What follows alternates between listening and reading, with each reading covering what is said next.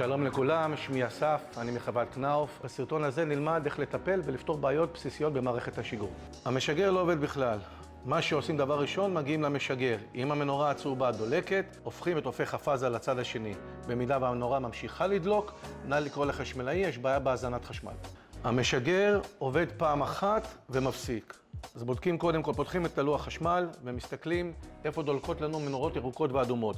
במידה והן דולקות לנו רק ב-K8, זה אומר שאנחנו לא מקבלים פקודה מהגשש. לוודא שהכבל גשש מחובר למשגר ולמכונת הטיח.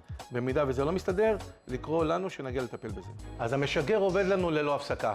פה אנחנו צריכים להבדיל בין שתי בעיות שונות לגמרי. אחת, זה הקומפרסור עובד ללא הפסקה, או שהמערכת חוזרת על הפעולת מחזוריות שלה מההתחלה ועד הסוף ללא הפסקה. במידה והמשגר עובד לנו ללא הפסקה, זה אומר שהוא מרגיש שיש לנו לחץ בקו. יש לוודא שאין לנו חורים בצינורות, קרעים בצינורות. במידה והכל שלם, להפסיק את המשגר, לנקות את הצינורות ולהפעיל מחדש. אם הבעיה תחזור, לקרוא לנו.